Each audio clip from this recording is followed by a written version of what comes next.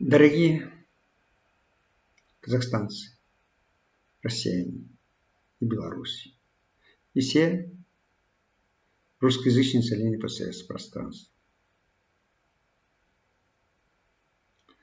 Я Джумагали Руслан Сабирович.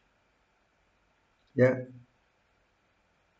по национальности казах казахстанского рода, Атырау, бывший Гурьев. Одновременно являюсь имам Махди, царь-помазанником, великим гончаром, миссионером, кроме того, Машьяхом, аватаром, белым братом. Об моем прихода такого человека об этом говорили Нострадамус, Василий Немчин, Эдгар Кейси, монах Абель, Матрона Парацельс, Матрона Московская, иранский старец Салман, болгарский ясновидящий Ванга, Мессинг, итальянский ясновидящий Малис. Но откуда они знали? Они жили разное время. Но откуда они знали? Нам твердили, что Бога нет. Но когда начали молиться нормально, со всей душой, тогда у человека открывается шестой чакра, который находится во лбу. Они начинают связаться с своим ангелом. А ангел предупреждает их, кто придет, что будет. Это зависит от ее уровня развития души и, конечно, тела. И некоторые люди сказали, что Ванга колдунья. Нет, не колдунья. Их предупреждает. Но ее предупредил, что Курск уйдет под водой. Останется под водой. Но не сказали, не затопит Курск. Поэтому она не могла, ей сказали, она не могла это понять, не имела, что такое подводная лодка. Она никогда не видела ее. Поэтому нельзя так говорить о предсказателе. Если вы действительно, каждый человек начинает молиться нормально, открывает свои чакры, 7 чакр вы открываете, 5 из них лечащие, 6 ясновидение, 7 это когда человек где-то парит в воздухе. Вы будете жить долго. Теперь все говорили изменение системы управления. Да, действительно, мы должны, чтобы дальше жить. Когда я читал индуизм, там написано было,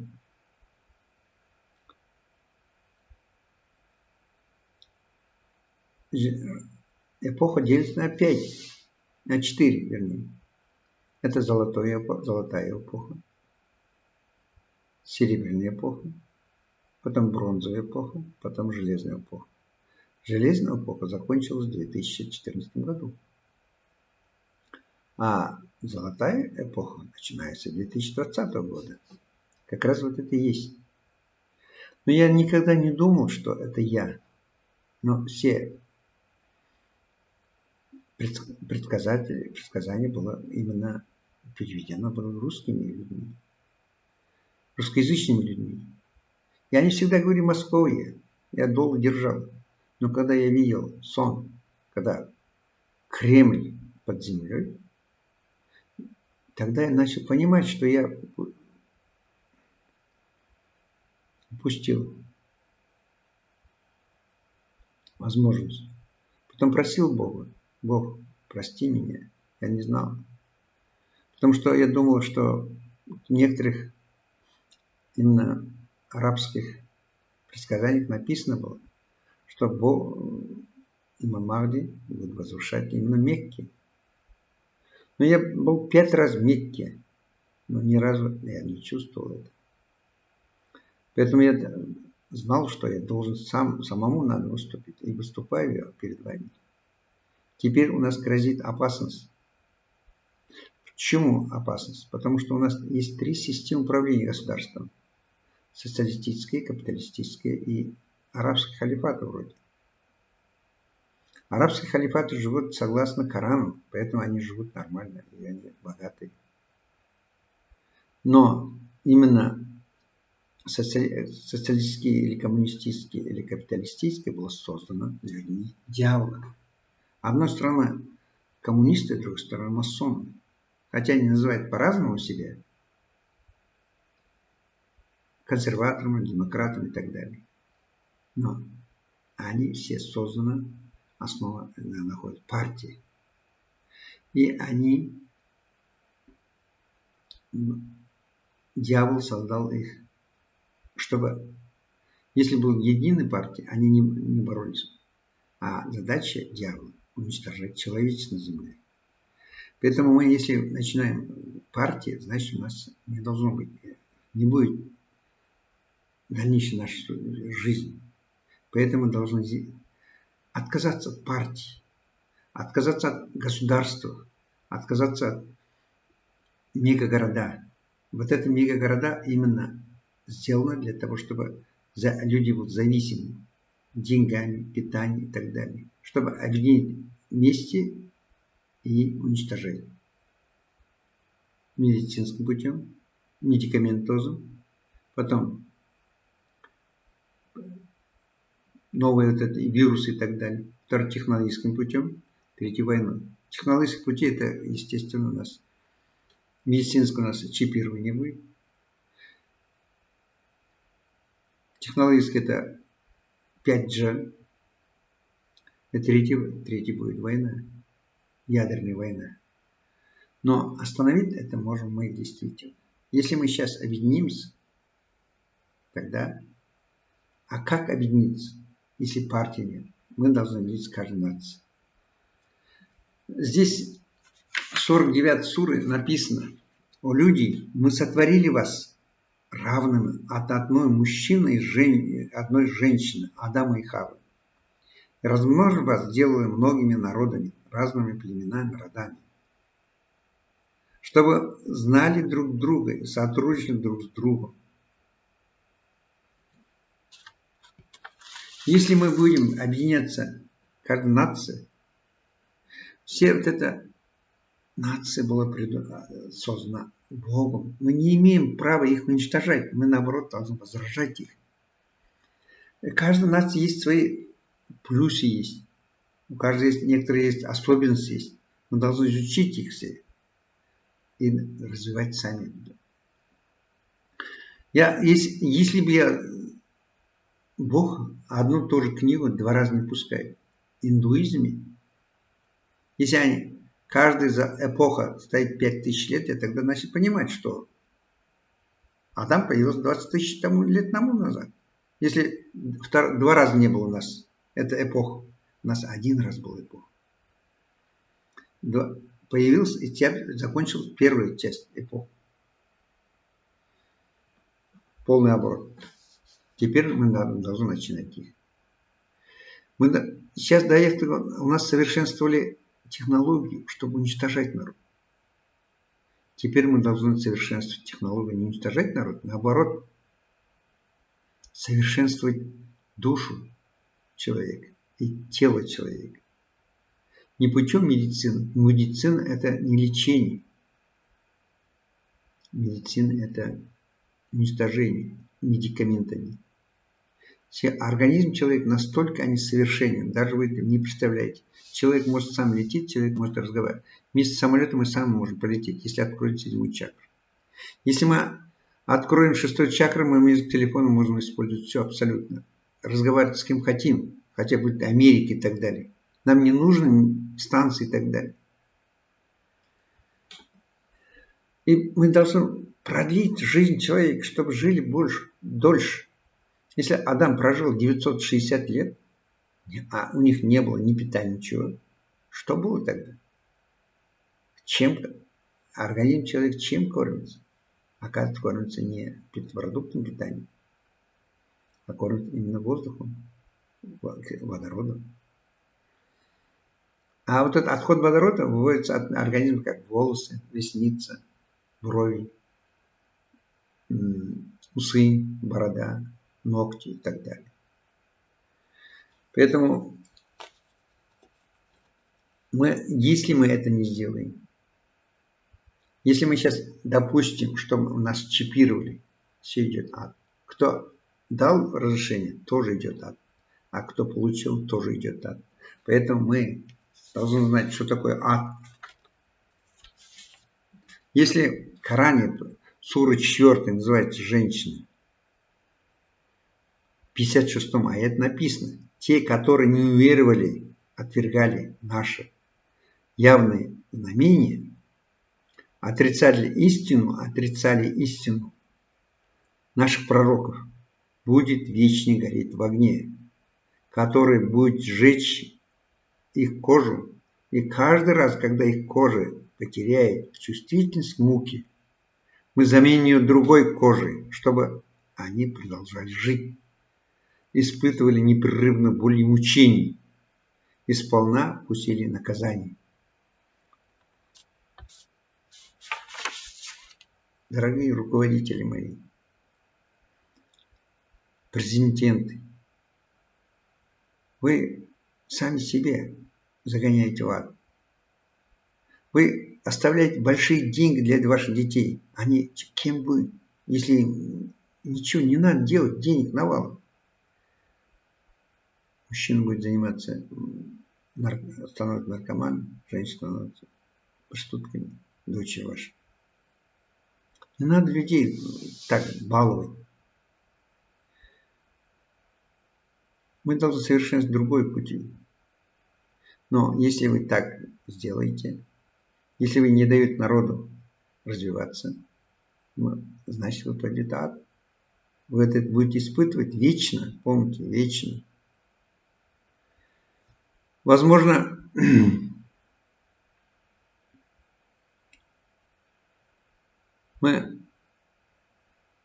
если мы, конечно, мы начнем мирно переходить к этому, объединять, дает возможность вашим людям, вы, возможно, попадете в рай. Бог нарушитель долго держит, чтобы они отреклись именно от дороги дьявола. Поэтому многие было уничтожено земледелие, уничтожено животноводство. Тоже считается Богом. Это харам, нарушение.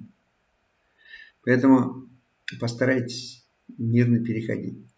Вы очень много делаете для государства, но теперь спасайте вашу душу. Делайте, дайте возможность людям делать то, но строить новое государство, чтобы ваши дети жили в этом государстве.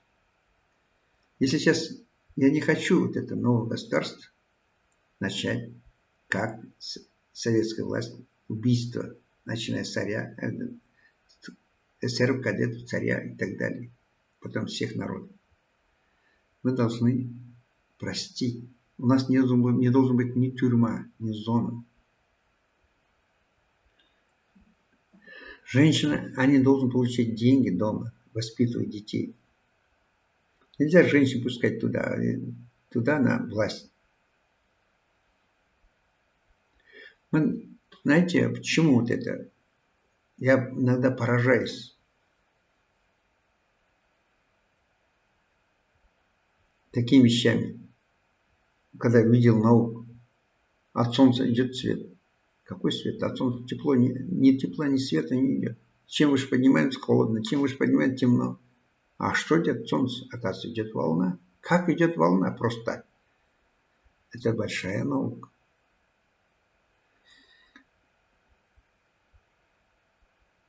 Мы сами губим свой организм.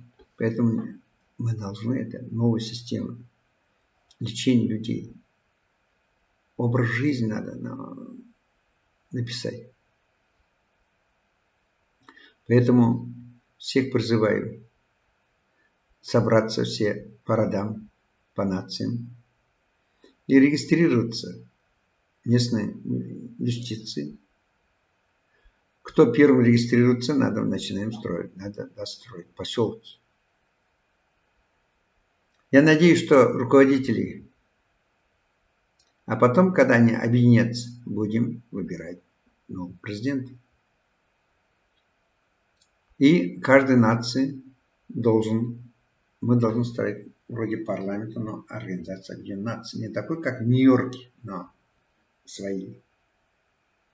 Чтобы каждая нация, мы должны поднимать язык любой нации. Потому что язык человек не каждый придумал. Это Бог дал. Я когда первоначально думал, что 1000 было пророков, я думаю, а что они делают? Оказывается, они каждый приходили, учили письменность каждой нации. А есть нации, которые уничтожали других наций. Вот эти испанцы, португальцы, англичане, французы, они индейцев уничтожали. Их не нация, их не язык. Теперь это государство, это язык имеет право, что существовать может, но главным языком не имеет права быть. Поэтому,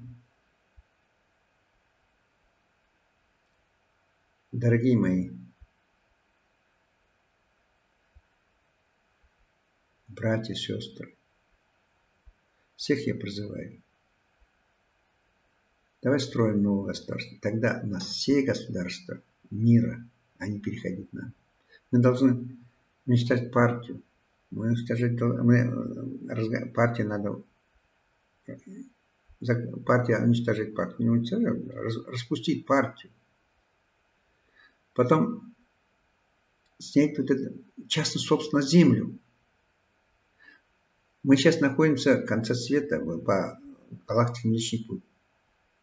Зима, лето. У нас возможно будет всемирный потоп. А если моя часть собственности, например, останется под водой, куда я пойду? На другую часть меня не пустят. Поэтому земля – это божеская земля, не наша. Мы не имеем права продать ее. Мы ее не можем делить ее. Мы должны жить согласно между собой. Тогда будет наша гармония. И завтра Европа будет под водой. А куда они пойдут? Они вынуждены войну нам нападать? Или мы должны принять их? Тогда, когда мы заботимся о них, они на нас будут по-другому относиться. Поэтому всех призываю объединиться по нациям, регистрироваться и, повторяюсь, извиняюсь, и потихоньку переходить. Но сейчас в последнее время еще я хочу добавить, в Беларуси идет выбор президента Беларуси. Во-первых, я хочу сказать, что Беларусь не является сырьевым государством. Там нет природных ресурсов. Там есть человеческий ресурс, есть его труд, который президент Беларуси Лукашенко Александр Григорьевич создал такое животноводство, земледелие, и все заводы работают. За это я хочу благодарить Лукашенко. Но у нас такого нет.